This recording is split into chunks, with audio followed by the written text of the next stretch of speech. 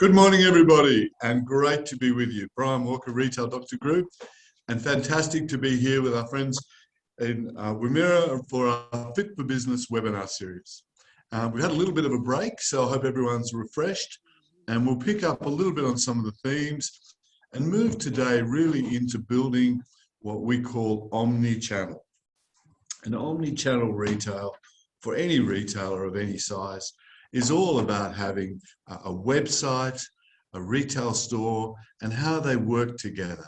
And so even in the smallest of businesses now, we know that our customers are looking at us both online increasingly and also in the physical stores. And so that'll talk a little bit to our point of difference. And then we want to touch on our training and coaching programs.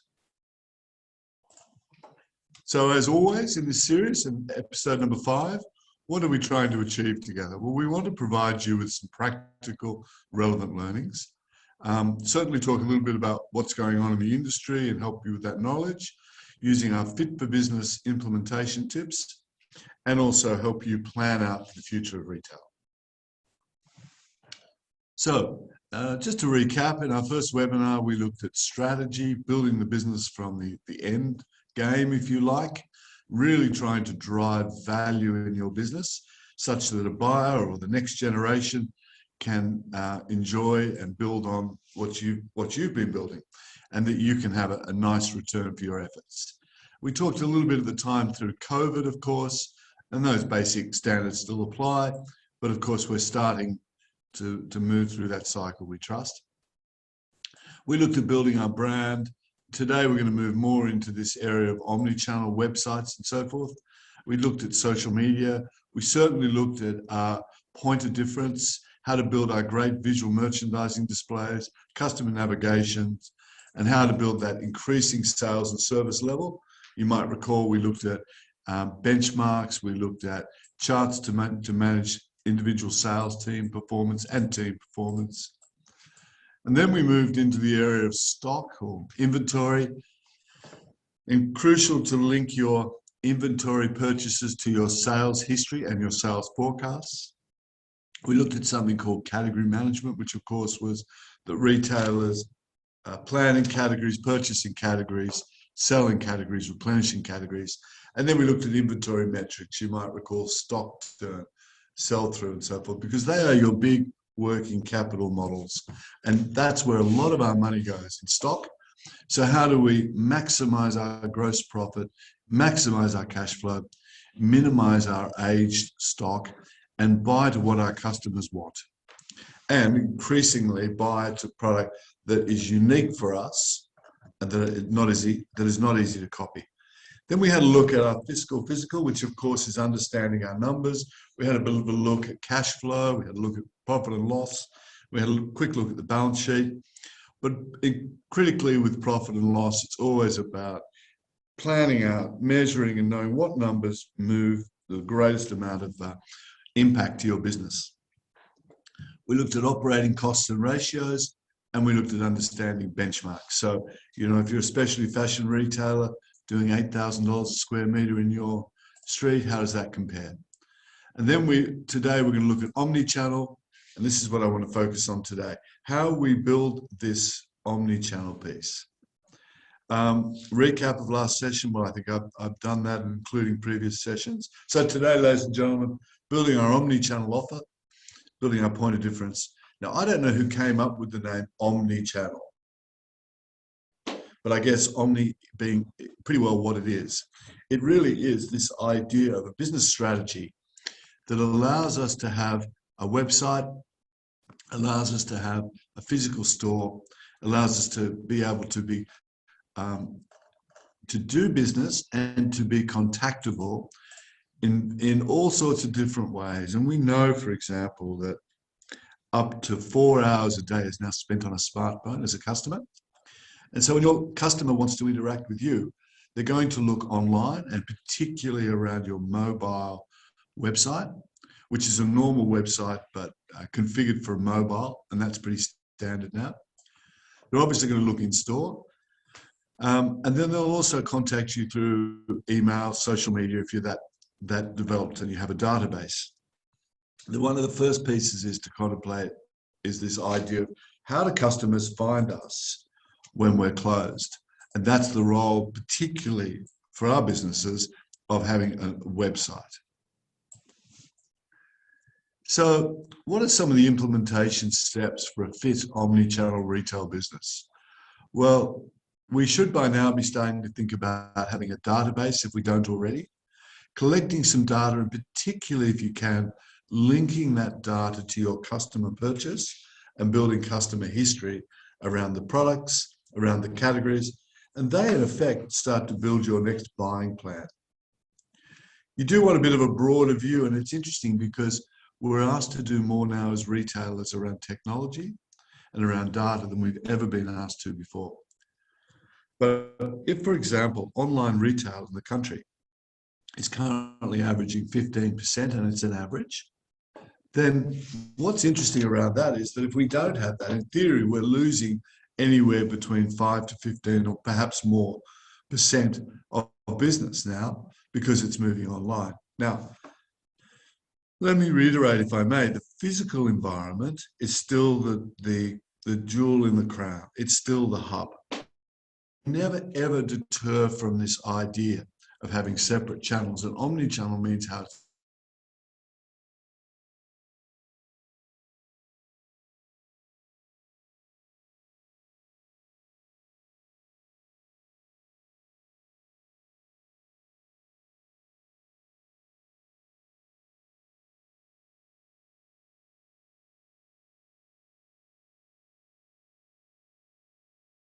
is just an average. And the more highly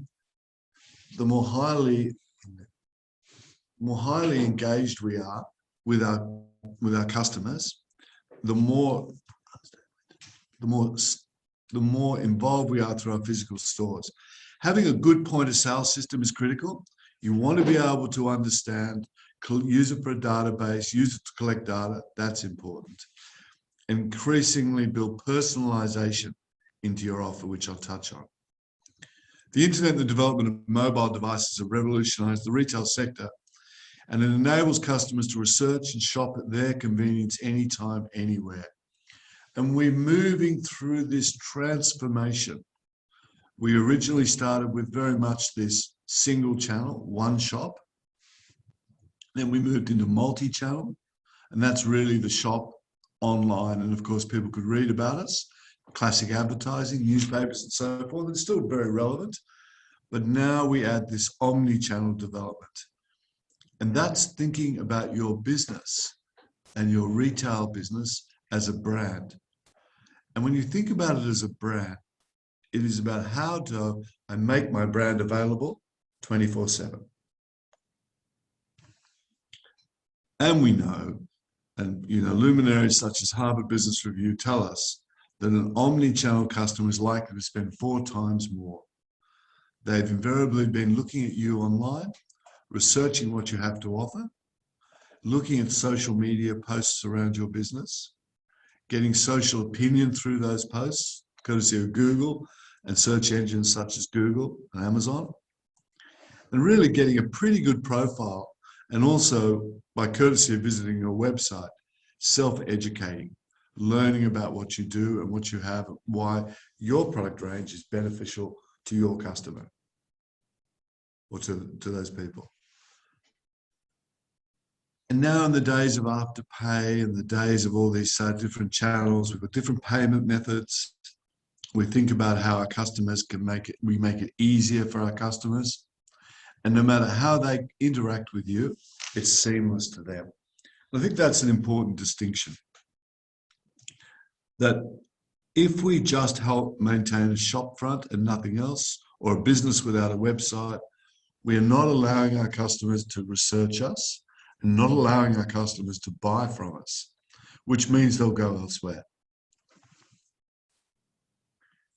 And this idea of thinking about your business through your customer's eyes. And of course, we grew up, didn't we, very much with this idea of putting the product first and center. Well, the product is important, of course, but the customer and the way they want to shop with you and do business is really at the heart of an omni-channel thinking. Here's the 10 most visited Australian online shopping sites. And every one of them, with the exception of Kogan, has physical stores, physical shop networks, because people still want to experience what it is to have a human experience in your retail business. They still want to talk to staff. They still want to touch the product. They still want to experience your brand.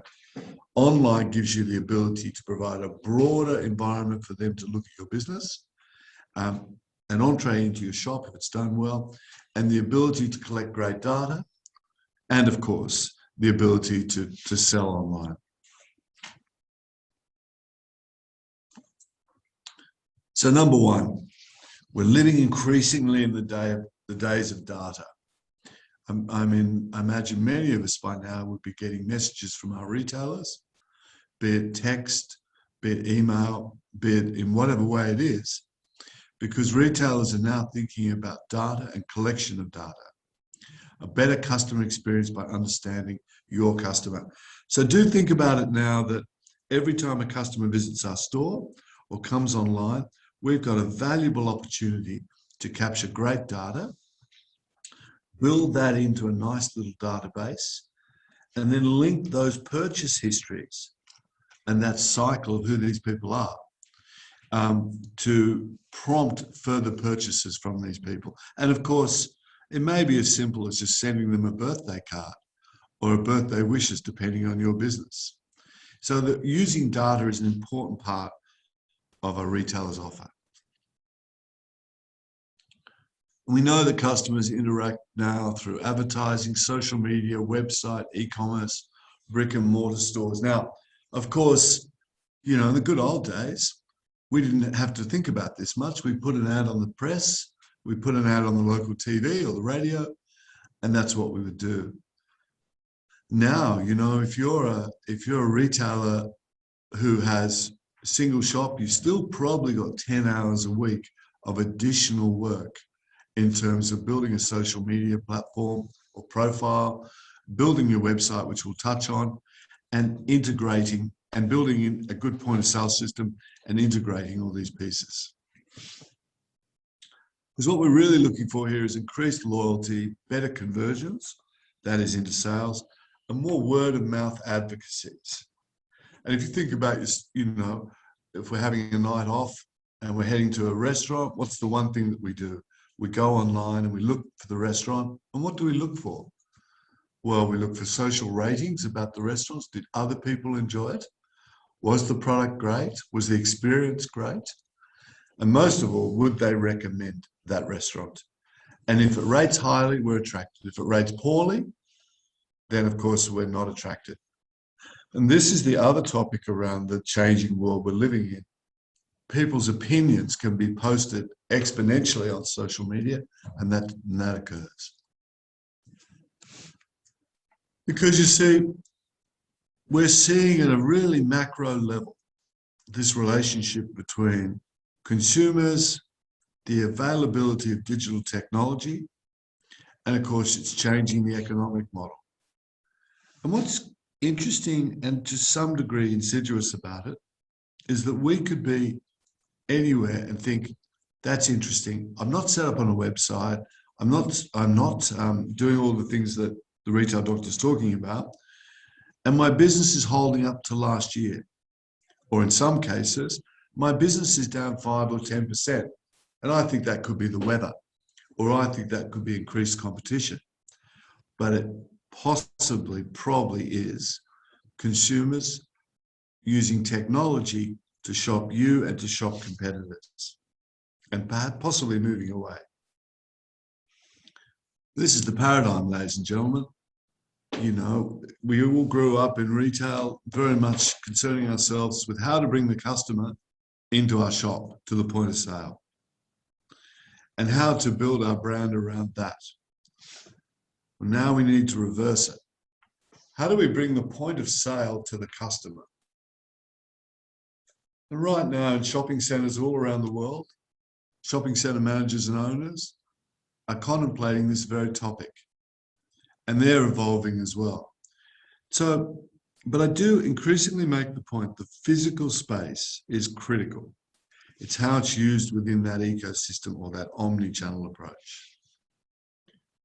So, customers, we would traditionally look at a newspaper ad, we'd have interest in a product, it would create desire, we'd probably go and shop, physically walk to 2 or 3 shops, compare price, compare service, compare whatever the variables were, and then we take action. Now there's a new journey to purchase. And that journey is a kaleidoscope of ways in which I get in touch with your brand as a customer. And we need to be contemplating that. And in fact, many retailers now are doing less above the line advertising, that is newspapers and so forth, still doing some. And they're spending their invested for advertising in areas such as social media. That's a particular one. Or on Google search, for example, or a search engine. Typically, it would be Google. Amazon's also an option. And they're thinking about their online advertising as well. And so thinking about the fact that my customer now is increasingly educated, has probably learned more about me than they used to because of all these various channels and ways of doing it. And they're fairly well on the way to deciding before they physically visit me in the store, online or through mobile.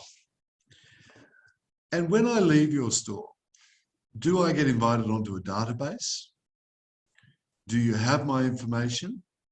How do you keep in touch with me? So there's 3 phases. There's the pre-visit the shops, which is what we call phase 1, pre-research. And I hope I'm making the point that our customers are doing more and more of that.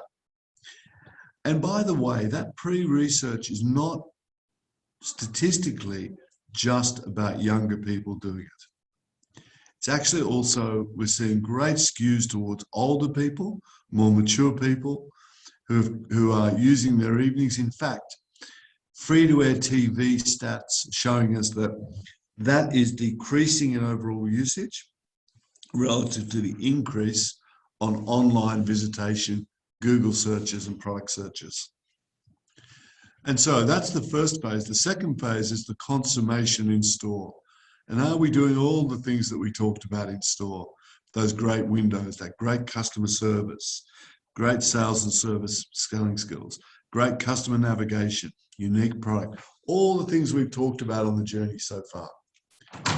And then in fulfillment, in that next stage, are we doing the next stage, which is all about what are we doing when our customer leaves the store? Have we got them on a database? Are we inviting them back? Have we got a personalized offer for them? Have we got good history? And we know that if we can do that, we engage loyalty. And when we engage loyalty, there is a 25% lift in average sale. And what it does is it shortens the purchase cycle, customers coming back to us more regularly. I touched on this earlier, but social media, for example, we research more, we share opinions more, we're brutally transparent, information is passed more quickly. We all as customers, no matter where we are, getting busier with our lifestyles. So we've got less time. And if you think about the aspect of time as a currency, are we allowing or creating a situation that is time well saved for our customers? And that is this idea of having good omni-channel database, website, home delivery, all these aspects. And is much time in your shop well served? And in all the ways we've touched on, is it fun, exciting, interesting, stimulating? And so there's increasing noise in our consumers' environment. So how we cut through that is one of the steps that we think about as retailers. And this is where omni-channel plays a part. Statistically, nearly 80% of consumers interact with brands or products through digital before arriving at the physical stores. So if you stop and reflect on that, that's where we're getting that average 4 hours a day on our smartphone and growing, increasingly growing, ladies and gentlemen.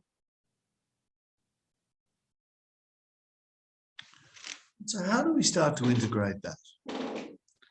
For example, some retailers have what's called ROPO, which is research online, purchase offline. And that's a classic one. Click and collect is another.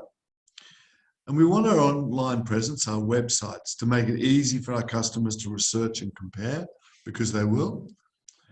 And we want to increasingly make our offline or shop experience very much about the human experience, because that can't be replicated online. Well, not currently anyway. Customers can interact with, touch and feel our offering. How do we personalize our online offering? We need a good point of sale system and a good database to do that. And by the way, software packages such as MyOven and examples like that typically have what's called a CRM, customer relationship module, which is relatively inexpensive, can easily add to or bolt onto a point of sale system. And then you're in the ability to start to capture great customer data. Keep an eye on your online reputation through managing reviews. You want people as advocates and fans, and obviously you want to acknowledge that and communicate, professionally and politely, and fix issues if there's an online rating that comes through that isn't where you want it to be. Use every moment of your customer's visitation, online and in store, to reinforce loyalty. So here's an example of Lorna Jane.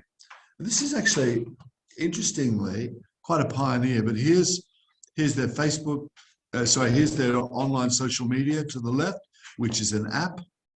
Now, apps are really, in that sense, portals to your online offer and to your database. So there I am, and this is for the ladies, invited in via the app. I learn all about Lorna Jane. I learn all about its products, all about what's fit and happening. And then I go into the store where I met with wonderful sales people and teams, great in-store experience. By the way, this isn't me personally, but to the ladies in the audience. And then I'm invited onto their social media. And this is a nice little example where I'm able to comment, able to give feedback, and so forth, and learn about great products, what my peers are doing. And that's our 3 stages of that continuous omni-channel cycle. So the first question as a retailer now is, do I have an e-commerce or online strategy? What is my current e-commerce strategy? Well, I've touched on this morning, but one thing I need to be thinking about is, what is my customer relationship management process and customer engagement? Now, for many smaller retailers, you're working after hours, you're doing your ordering, you're paying your accounts, long hours. And now you're starting to think, oh, the retail doctor's telling me that I need to spend more time now building customer relationship management platforms, getting on social media and doing all of these things. Well, if you're able, I would actually get a local specialist to help you. And I'm sure there'll be many who can help you build this basic platform. We'll go through it today, but build that platform for you in building your website, building your customer relationship management programs, which married to or bolt onto the website, if you like, at the back end. Bolt onto your point of sale system. So you've got a pretty seamless way of go about it. It changes the dimensions of what it was as a retailer to where we're going. And we do need to contemplate who in our team sometimes has a real flair for social media, and that can often be one of your younger team members, who has a flair for a website and how to design it and build it. Plenty of organizations can do that to help you. And of course, how to build your loyalty programs. Let's have a look at some of the steps of launching our online shop.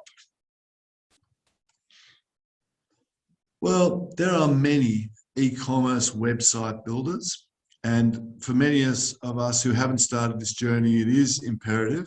They all basically operate from a simple template, You can look that up online and you'll see plenty of website builders, and you'll have them in the local area. Our website is WordPress as a sort of language of the site, if you like. And we find that good. There's plenty of others, but that's one of the most typical ones. And they'll help you, because there's predetermined templates in many cases with layout, or you may want to do something a little different, but they will help you. And also, if you look online, there's all sorts of content about how to build a great website, where your points of information need to be. Now, your website is ultimately a directory, and it should hold some great product information, should certainly briefly talk about your unique point of difference, and most importantly, how to contact you or how to do business online. So your first level of the website is navigational and getting you online. And then the second piece is really about linking an ability, which I'll touch on, to sell product through that site. And of course, you would have heard of the term SEO, search engine optimization. Well, that's an important part, and that's done by tagging letters, characters on your website, which come up in consumer or customer searches. So for example, a customer might want a red dress, let's say, if you're in fashion, and you carry a great range of red dresses, then your search engine, your words in your website would have those words, red dresses, and your search engine optimization is a tag that Google engines look for, or Amazon engines look for, and they find that tag, and you appear as a great spot to buy that dress. And the other issue too is that one of the reasons we need to consider and definitely have a website is because suddenly, with a website, we're no longer in a local area per se. We can sell product around the world at any given time. So the market changes from local to global. And that's interesting, fascinating, in fact. So do consider this, that this is what's happening. You know, right now, you or I could go online and buy products from Washington, Birmingham, New Delhi, wherever, if we chose to. And that's why this world of retail is becoming more global, even for our local retailers. So, coming back to the website, choose the best website design and layout that you like, and then, of course, choose the best hosting plan for you. And there are a myriad of hosting plans available, and your website builder will help you there as well. And they're all very transparent in price and offer, but you do need a host for that site. And then think about your domain name idea. Well, your domain name is also known as your URL, and it is your unique identifier. It is simply your online address. So you have your physical store address. This is your online address. So, you know, you might be Smith & Jones Hardware within your business area. Then, of course, your URL would be Smith & Jones. So www.smithandjones.com and .au most likely. And AU, of course, is Australia. Now, I know many of us know this, but just to make sure, to help people who mightn't have set this up yet. I touched on this earlier, but you can pick and customize your e-commerce template. Now, the other thing is, just as we have 3 seconds in which it is to understand your offer in the physical store environment, as we walk past your shop, we also only have a limited amount of time to actually go online and really understand your offer. So your website needs to be strong, graphical, colorful, simple, easy to follow, impactful. And by the way, through your search engine optimization and your Google search work, you'll be able to get reports that show you the pages on your website that your shop viewers look at, the products they look at, how long they look on a page, how long they look on a product, for example, or your address or whatever it might be. And there are what they call unique visits to the site. And that gives you great data and great feedback that you can tweak and evolve the site as you go along. So here's a really simple example. Here's some nice products. And of course, there's our pricing. Once we've started to do that, we've got our website, we can then start to add our product range to it, because we're now starting to develop a platform for selling the product online. And that's also thinking about our products. I would recommend pricing parity with your shops. Freight costs, and Australia Post, although they're not doing fresh food anymore, are a very good contractor, and they have their business through COVID has risen 300% or thereabouts. So they're increasingly good, but there's plenty of businesses that will act as forwarders and freight forwarders. So it's about negotiating the rates. It's about thinking about your staff and who could be in charge of online, both from a promotional point of view and also particularly in the early months, organising orders, feedback to customers, addition to data, and physically wrapping those products up and sending them across to your new customers. And here's just some examples of payment methods that we would set up. Now, Build a Wix, Shopify, BigCommerce, Squarespace, Square Online, and there are other examples. They all house as platforms. They can host your website. They can integrate the distribution that I've touched on with the products.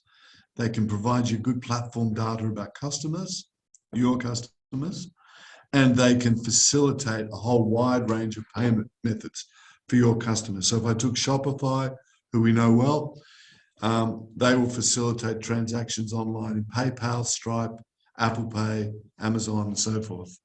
So there are many payment options, and that makes it more convenient for your customers as well. And so thinking about my payment method, and then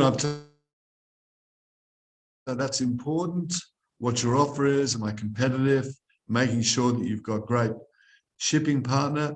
And I touched on, I talked about Australia Post, Star, Track, there are many that all do this work. And so by now we've really got everything we need to sell online.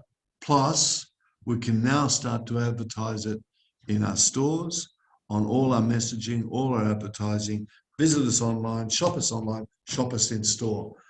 I would recommend testing your online store for a month or two first.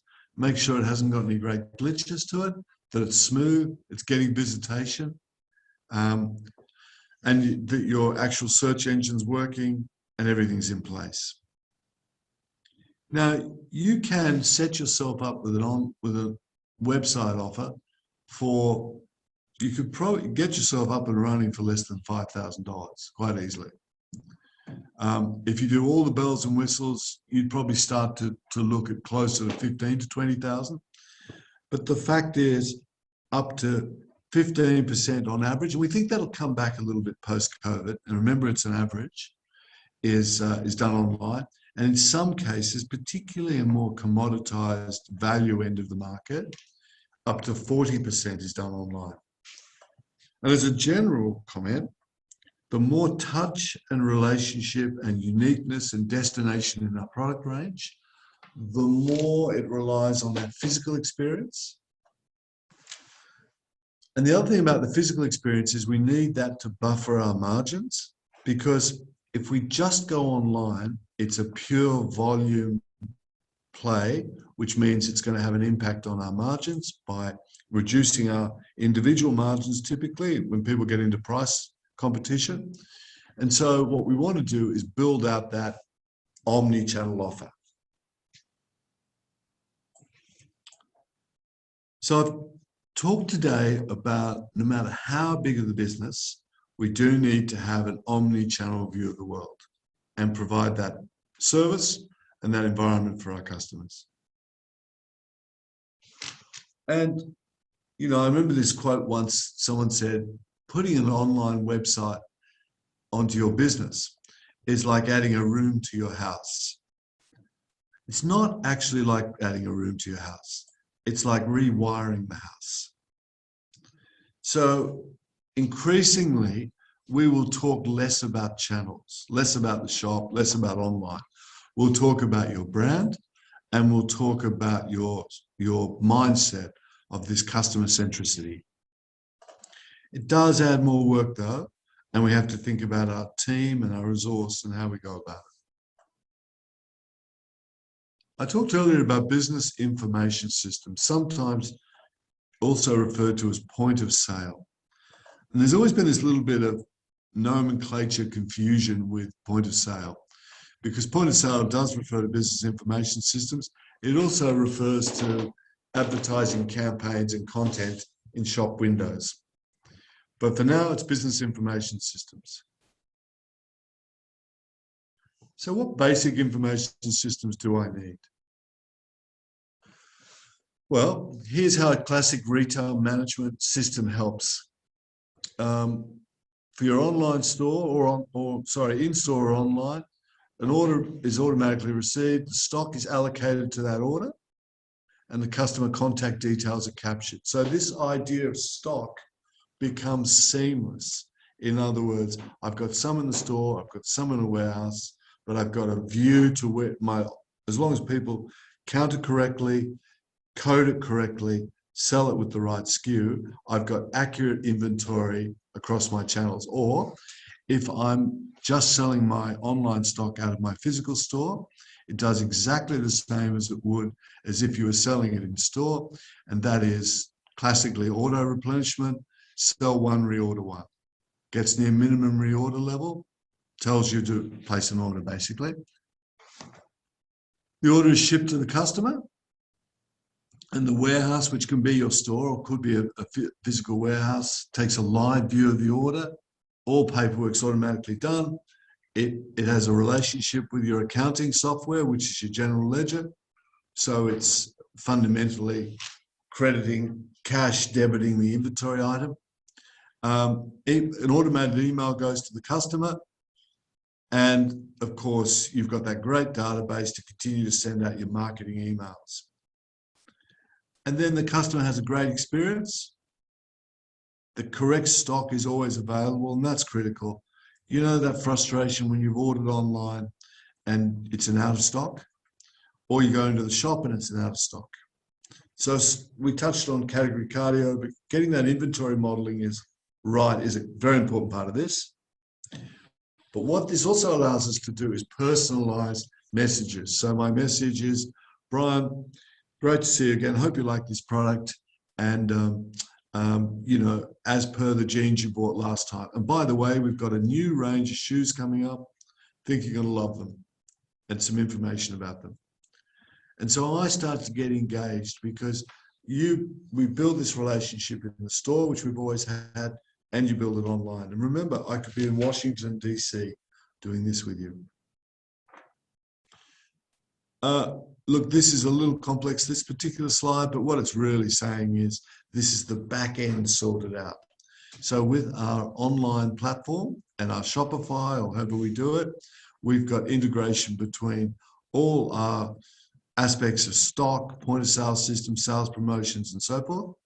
And it produces reports for us if we want to get that sophisticated. And then, of course, it's powered by our platform, our e-commerce platform, which is, as I've touched on, allowing product browsing, payment providers, design control, and so forth. And at the heart of all this, where that talks about a data center, it's got a data center of product that you carry, and your increasing data set of customers. And it's holding all that like a library.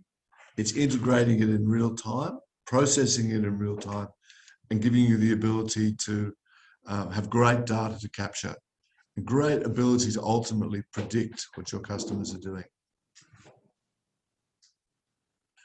Now, business information systems, all these sort of platforms are all in the clouds. Now it's a cloud-based system, so it's not heavy servers and all that sort of stuff. You haven't got big black machines in the back of the shop. It's all done up in the clouds. So we should have live, real data. And it also enables us to provide options such as click and collect, delivery, or drop shipping. So thinking about our customer has always been the domain of a retailer. Now thinking about that high convenience, using technology and creating that 24/7 experience for our customers, a great in-store experience, and then using our freight forwarders, click and collect, research online, purchase offline, which your customers will do increasingly. And in some cases, collection points. It could be collection point at a train station or a bigger retailer, whatever it is, but making it very convenient. And of course, home delivery where you can, and so forth. Because increasingly all channels can promote and sell a product or service. So how we reconfigure our channels to think in this way. And sometimes some of us would view all this and feel excited. I hope we all do. Some of us might feel a bit daunted. And it is about, talking to experts. We're happy to help one step at a time, just making our way through this. Start at the start, building a basic website, getting basic layout, advice, and it's a great learning curve. And then just build your information around your database and your loyalty program from that. Then have a bit of a paddle into social media. And really social media, as we touched on, is a conversational platform. It's not about us telling the world about our products. It's about engaging with our communities. And the definition of community is changing. So our community started with people on our high street in our local community, and that's absolutely very valid. Now we also create a digital community that could be anywhere in the world, but there's still a community. Now, today's been predominantly about online. What does the future hold for brick and mortar? Well, our view of the world is the majority of overall retail sales are still taking place in the physical space and will continue to do so, because we are social by instinct in the vast majority of cases. And if a retailer provides interesting, fascinating, quirky, curious, educational, all those aspects, and makes their offer really fresh and inviting, they will always attract people, particularly with unique product. Think of online as a supplement to that. Now, in some cases, a large supplement, but a supplement nevertheless. But the physical shop is where the action is. And what it does do is pause us to reflect on how we build those aspects of what it is to be human into our shops. Are we changing our windows? Have we got some fun displays? Have we got curious objects? Are we making it interesting? Are we focused on training and coaching our people? Are we building an in-store experience that is just great to visit? So bricks and mortar still rules. And a recent study we did with global retail executives all show us that the store is the most important channel for retail growth. Now, the other interesting thing is that whilst we talk about integration and omni-channel, we're seeing a growing rise of people who do business or use their digital, their smartphone, whilst in your store or a store. You see, if I walk into one of your shops or a shop, I see a shirt I like, and it's not in my size at the shop, but I order it online from your online site, and sure enough, it is. And then I order it. Is that an online sale to you or a physical store sale? And does it really matter? But one other aspect as you move into this world is to train your staff that online is not the enemy. It's about embracing it. Sometimes retail teams incentivize their store staff to get more familiar with online, more familiar with the products online. And when they make a sale online in a physical store, in that example, they're rewarded for it. So it's that idea of integration. That's ultimately what omni-channel is about. really build that in-store experience at the same time. As we start to move through this, ladies and gents, supply channel logistics, just a few points. Thinking about how to get your product. There's a whole world of negotiating with freight forwarders. Again, a lot of retailers, smaller retailers, consolidate with the one freight forwarder. Critical to have good point of sale information so you're not duplicating inventory or miscounting that. Enable yourself to be open 24/7 without having to physically be there. Have one centralized inventory system with this stock across all stores and online. As you start to build online, consider free freight returns, free freight policy at a certain value by purchase, possibly free to start with. Do consider profitability of online is very much driven by low rate of returns, good economic markup and margin, which we touched on physical, into your product suite that's competitive, and that you've got a great carrier or courier partner who has a good differentiated offer through their speed of service, reliability, and so forth. So building our point of difference, utilizing data to create digital strategy.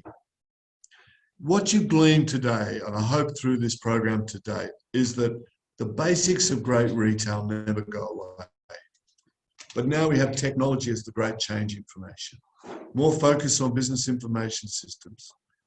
Greater focus on understanding your customer and capturing that data. Much greater focus on building communities, both in-store, which you do well, but now contemplate having your online community. In 1996, a small business opened in Seattle. It was a bookstore. And that bookstore has gone on to be $1 trillion business. That online bookstore in 1996, 25 years ago, is now known as Amazon. And there are some pointers we learned from Amazon. Understanding every single step of the customer, that we have a more convoluted path to purchase, and that using data as the driver and understanding the data of your customers will enable you to increase loyalty, predict more about what they want, buy the right product range because they're giving you the feedback from their purchasers, and build this omni-channel environment. Have that database. And, you know, if an online customer walks into your store, you're able to identify with their email ID, and that gives access across all channels to purchase history, an opportunity to recommend relevant products, nice, clear customer data. Again, there'll be people around that can provide this service to you. And for offline customers, that is in stores, emailing them receipts is possible, save paper, and so forth. So you can see this greater efficiency as well. Building a database, customer database, is mandatory for retail now. And it's always been around, you know, but now it's more significant. We've got the data to make it more impactful. And leading us to personalization. Now you've got this great data. Here's a lovely message. Happy Friday, John. Here's a couple of half-price beers at your local from 5 p.m. Or whatever your business or your offer is, you're able to reward your customers. You're able to also, as I've touched on, manage your inventory in a more effective way. And one of the themes of the Business Fitness Program together, ladies and gentlemen, has been, please don't ignore technology and advancement in retailing. Ignore it at your peril. It does ask us to look at business differently. It does ask us to resource it differently and to think about it differently. We're always working with clients on revision of their strategy around this piece in Omni-Channel. But stay close to people who are great at this. Do take it on, embrace it, build that Omni-Channel environment. You'll be a lot less reliant on local foot traffic and you'll build much more of a destination to your offer. Train your people, build your business, plan it out step by step in the way that we've touched on. And it is very much about continuously adapting to change. How we find ways as retailers to compete for position in the customer consideration set much earlier in the customer journey than we ever would have thought. So, ladies and gentlemen, for today, bringing it all together. Really focus on that customer, the holistic omni-channel, review your business information systems, review your point of difference that we've touched on, build that omni-channel offer, the website, the platform, the integration platform such as Shopify, for example. Think about your resourcing for your team, who's leading your social media and website, what technology you need, and then good luck taking on the world. And it's not the strongest of the species that survives, ladies and gentlemen, as we often say, but rather that which is most adaptable to change. Thank you, Mr. Darwin. And thank you, ladies and gentlemen, for today's session. And on April the 28th, webinar 6, how do we bring this all together to win in the grand final of retail? How do we build our marketing and events calendar to link to all this, and our inventory purchases, our promotional calendars? And how do we make our hero lines work increasingly online, increasingly offline? Now, I'm not sure if there are any questions or a chat today, but you can contact me at brian@retaildoctor, retaildoctor.com.au. Happy to take your emails and happy to respond. I hope, as in all these webinars, that this one has been helpful and enjoyable. We live in fascinating times, ladies and gentlemen, fascinating times. With thanks to Vanessa and to Mark, I'll sign off for now, unless there are any questions.